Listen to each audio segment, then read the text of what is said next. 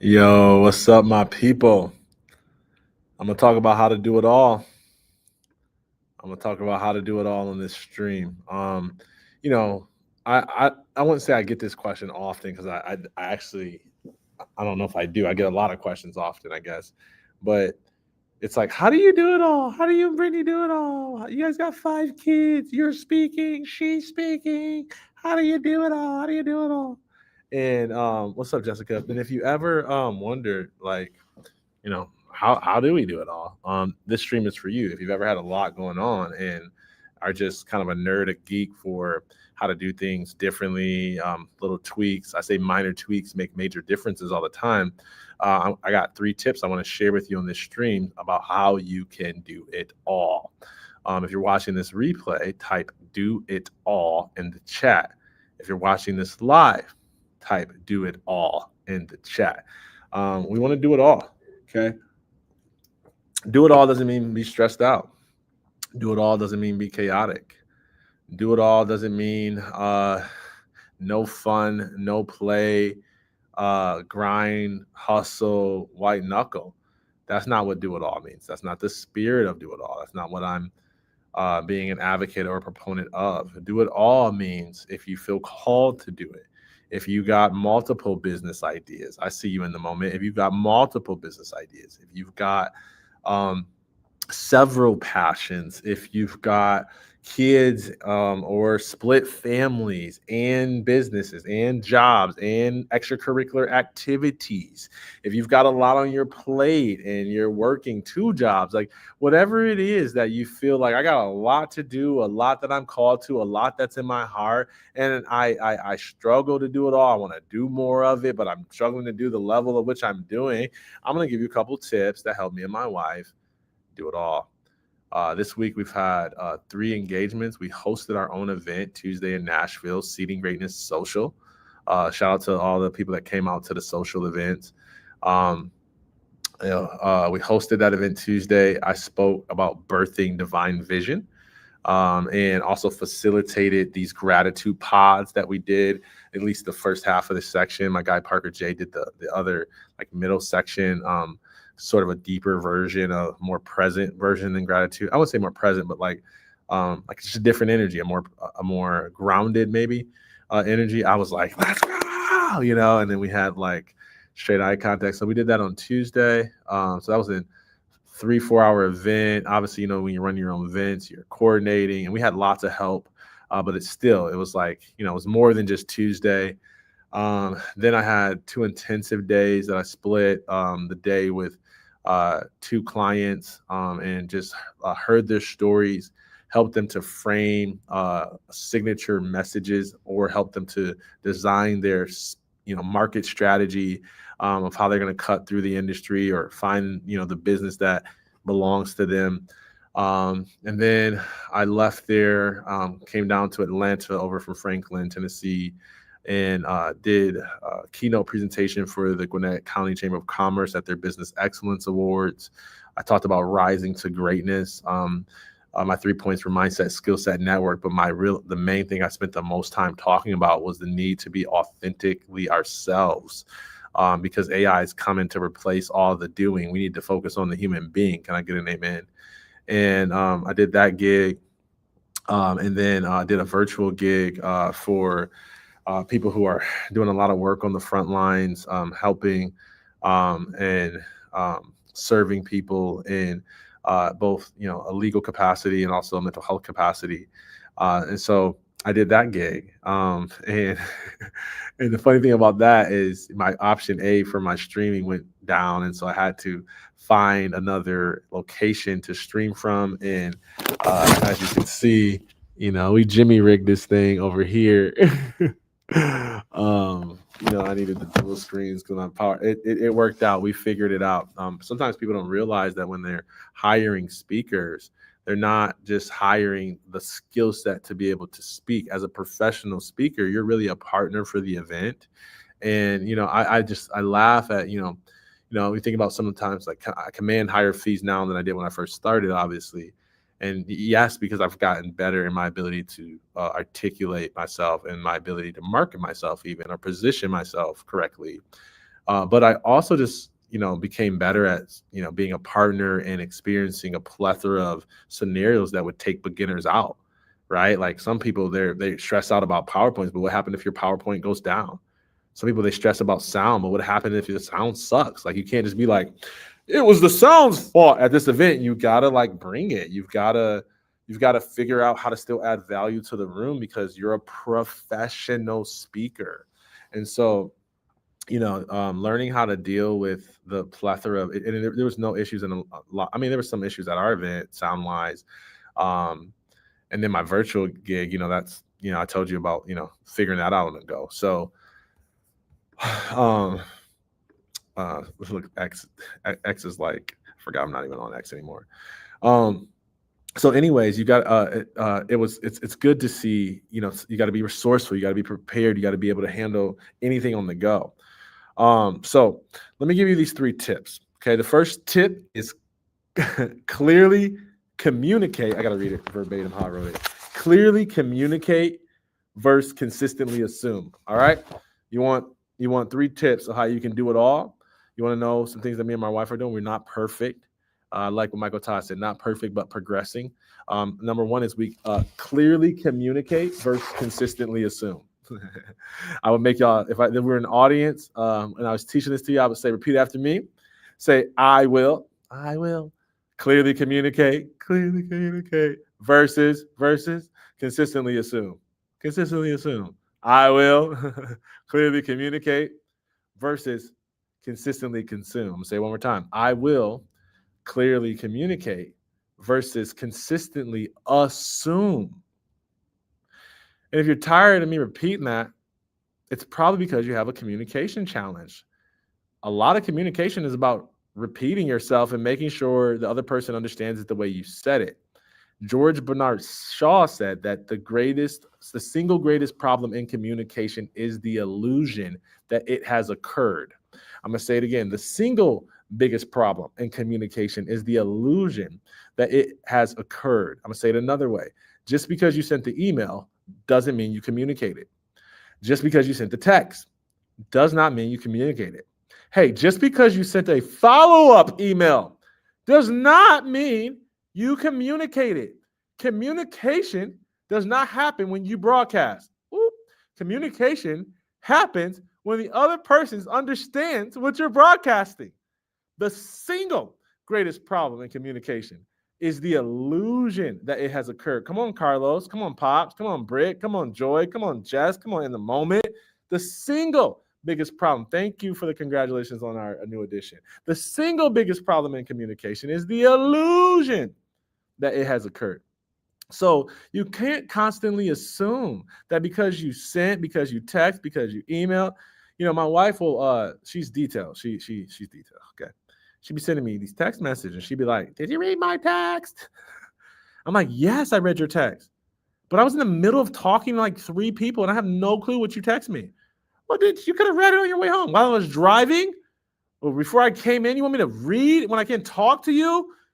We cannot consistently assume. We have to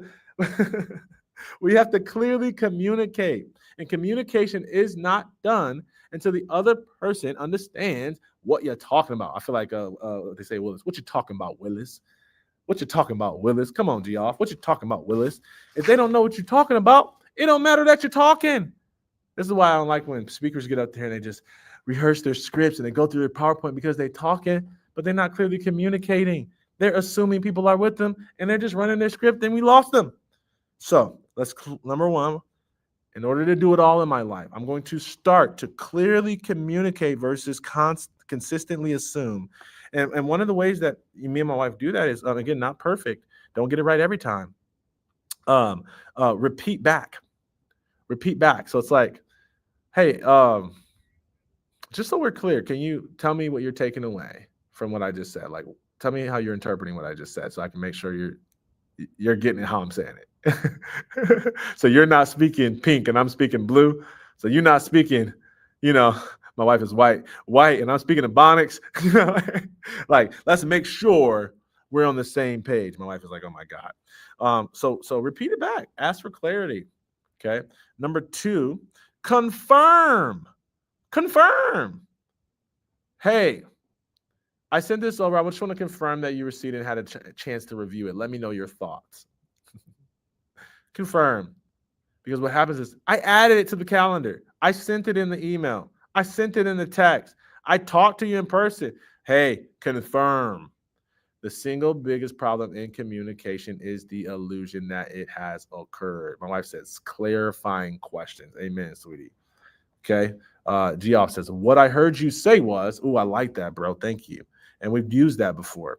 Sometimes I hate it. You go to counseling and they give you all these like phraseologies, and it does help, but then it gets repetitive and it feels like I'm just kind of like, you know, so what I heard was, and I'm just like, I'm so tired of talking in frames, but you're right. That's a good one. Thank you for that. So number one, we're going to clearly communicate versus consistently assume.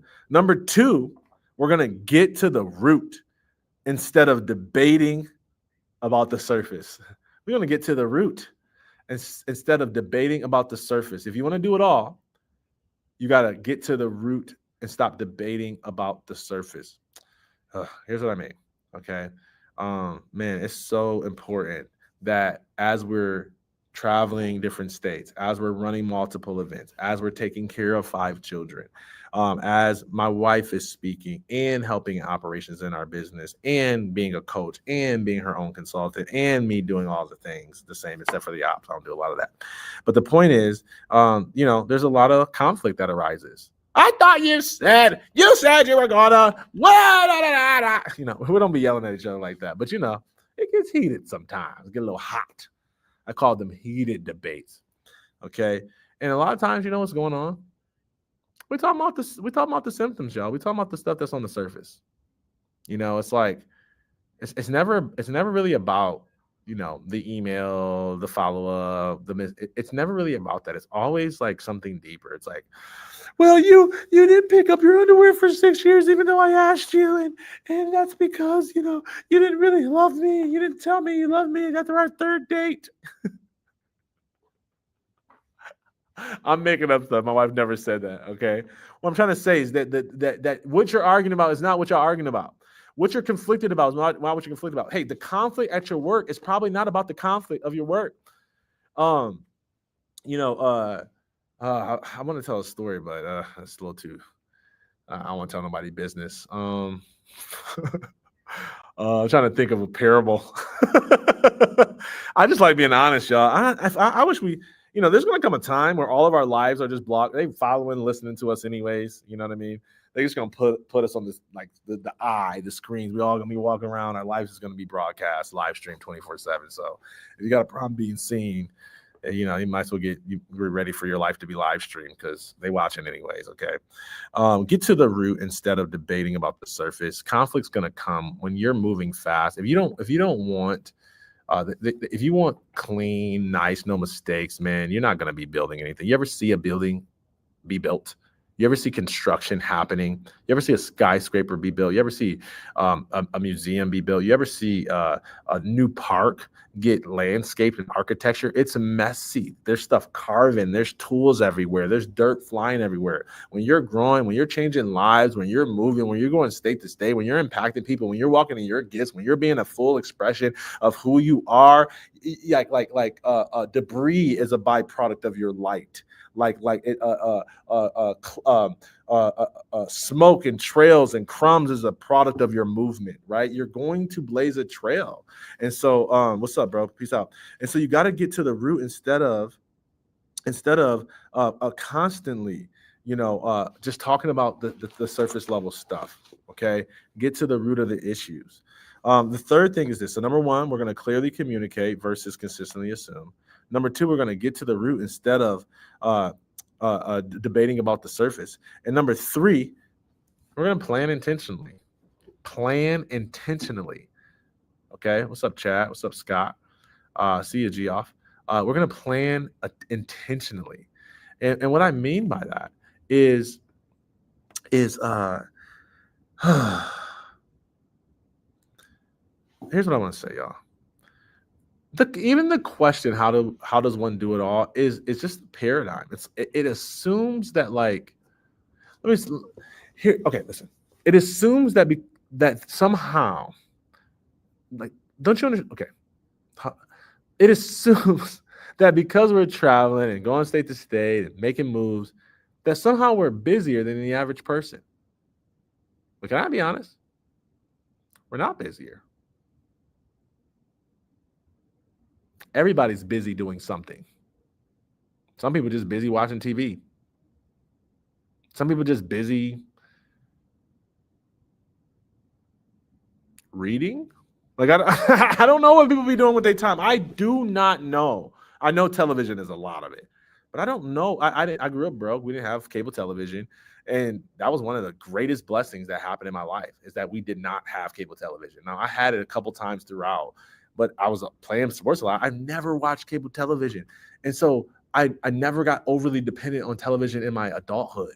And so when I start hanging around people, and it's like, what do y'all do? It's like, you're not doing nothing. Like, what are you doing? You're not doing anything. What are you doing? You're not doing nothing. I'm sorry, y'all. Just because I work normally, just because I bust the sweat. And here's the other thing. I just told this to a virtual audience about what I learned when I worked in corporate. I came from high performance, and y'all don't listen. I came from sports and high performance. When we worked, we actually worked. We actually worked. Like, we actually busted a sweat. And I don't know what research, this research would tell you that 50 to 70% of people are actively disengaged from work. And so it's like, what's up, Chef Potter? Oh, hello from Michigan. And so y'all, like, when you plan your time, you see how much more you can get done with the time you have. We're not busy. We just plan to do something other than watch television. Do you get what I'm saying to you? It's not actually that hard to be in the industry. It's not actually that hard to have 5 kids. And, I'm not saying it's easy, but I'm saying it's not as hard as people might think, because we're just as busy. We got 24 hours, just like everybody else got 24 hours. The only difference is that we're like, okay, we got 5 kids, so we got to plan out where you're going to be, where I'm going to be, and where this is going to happen, and what is going to happen, and da-da-da-da, and what city you're going to be in, and who you talking to, and when can we talk, and when we're going to connect, and when are we going to pray together as a family. And I'm not saying every detail of our life is planned out, but I am saying that we got to talk consistently. We got to make sure that we're planning intentionally and strategically so that we don't get out of sync. It's important. The busier you are, the more you should plan. Not because you're stuck to it, but because your stuff is shifting. You got to reshift the plan all the time. Okay. So you should be always planning. Planning isn't like something that I do at the beginning of the year or once each quarter. Like, planning is something I'm doing daily. I'm daily making plans. I'm making shifts in real time. Okay. And so sometimes the reason why people can't manage it all is because they're not actually being intentional with how they're managing it all. They're not planning. They're just living. They're living life in frenzy instead of life designed in flow. So start planning out your days more. Start leading your life a little bit better. Like, shorten some of your meetings. Come prepared to more of your calls. Figure out how to do calls while you're in the car or walking your dog or on the go. Like, plan. And don't just show up and be like, I'll just figure it out today, and with eyes closed, and like watch TV for 4 hours because I showed up half-heartedly today. And let's actually do something with the life we've been given, because tomorrow's not promised. Our life is but a breath. We are here today and gone tomorrow. We are just visiting and passing by. So let's make use of it. Let's serve people. Let's do the things that only you can do. So, we had 3 gigs, 2 intensive, 5 kids. You might have 2 businesses, 1 dog, 8 chickens. Like, whatever your all is, just make sure you're doing it all and not holding on to it all. You got too much greatness in you to be average. You got too much passion, and you've experienced too much of the world to just go back to the fabric of where you came from. And I'm not saying forget where you came from. I'm not saying dishonor where you came from. I'm just saying every seed is supposed to blossom into a tree. You're not supposed to go back to a seed. You're not supposed to look like the same way you started. You're supposed to look like your life experience. You're supposed to act like you've seen bigger visions and dreams. You're supposed to show up like you're still an inspiration. Like we all are. We all got individual light gifts and talents that we're supposed to shine. So doing it all is not about doing more to do more. Doing it all is not about, adding things to the plate to live in chaos or frenzy. Doing it all is about being intentional with our purpose and expressive with our gifts and generous with our wisdom and divine service. That's what it's about. That's what creates it. I wouldn't be doing half of this stuff if I wasn't called to do it. Don't you understand? That's how you do it all. So let me pull up my notes one more time for all the note takers so I can end it on a little bow. What's up, Dan Lefevre? What's up, Main Street Reality Group Atlanta? I appreciate you today. What's up, Life Options? All right. You want to do it all? Clearly communicate versus consistently assume. Get to the root of issues instead of debating about the surface. And plan intentionally. Okay? That's not an exhaustive list. That's just a couple tips. I hope you find it helpful. I would love to know what you found helpful out of this live stream. If you're watching the replay, hashtag replay, number one, let me know you're watching. It always notifies me. I'm like, oh, hey, somebody's checking in. Okay, lets me know you care. Lets me know to continue to do more. I don't want to do stuff. I don't want to say stuff that people don't want to hear. I don't want to do stuff that people don't want me to do. Now, I'm not saying I'm perfect. I make assumptions. I get stuff wrong. I miscalculate. I assume. And I also listen. And so I listen to your comments. I rewatch my own replays a lot of the times just to see if my own stuff is helpful to me. Because if you can't take your own medicine, healthcare system, why are you serving it? Ooh, should I have said that at the end? I shouldn't have said that at the end. But if your medicine don't work for you, why are you serving it to other people? Coaches. Ooh. If your medicine doesn't work for you, why are you serving it to other people? Okay, I'll stop. You get my point. Okay. So I hope this helps. Let me know what you heard. Okay. Let me know what you're taking away. Thanks, Susie. And happy holidays, y'all. I'm gonna do some more streams, talk some more, but it's been a busy week. And I'm just grateful for a nanny. I'm grateful for a wife that's flexible and fluid. I'm grateful that my older kids help a lot. I'm grateful that, I'm grateful that I don't feel the need to prove to y'all how hard I try at home. Like there was a part of me that felt like, man, I need to like stream what's going on in my homework because I feel like honestly, for people to really know what I'm talking about, you gotta look at my kids because my life, I want my life to speak louder than my lips, y'all. I don't want to talk about authenticity and not have authentic kids.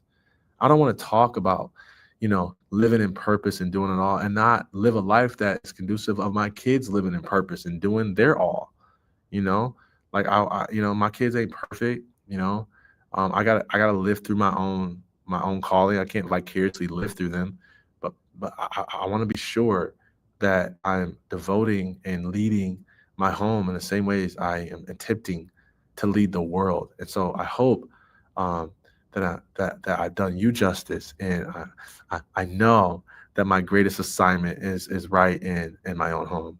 And so I'm grateful for a family that receives my leadership, that flows with my wildness. I love that I could come home and they jump on me and climb on me because apparently being big means you're a jungle gym to little kids, And I pray that God will give me the strength to always be that for them. So for as long as he can, and as long as they'll allow me, I'll always try to be the best husband, the best father that I can. So thank you, Britt, for lending me to the world. Thank you for making sure that when I get busy, that you ground me and give me my children and make sure that I'm reading or I'm asking them about their life and I'm not getting so caught up in trying to serve humanity that I'm not serving my own home. Thank you for the times and the seasons where I got out of balance and I got out of sync and got out of flow. And thank you for the times that I was crushing it and you applauded and confirmed and affirmed, because what you celebrate gets repeated, leaders. Okay. So I appreciate you, Britt. I appreciate my fam, my kids, and I appreciate all our support, our family, our Bible study group, our church family, our all the fans. I appreciate all of y'all, man. I'm just so grateful. So I'm gonna stop rambling now. Love you. Peace.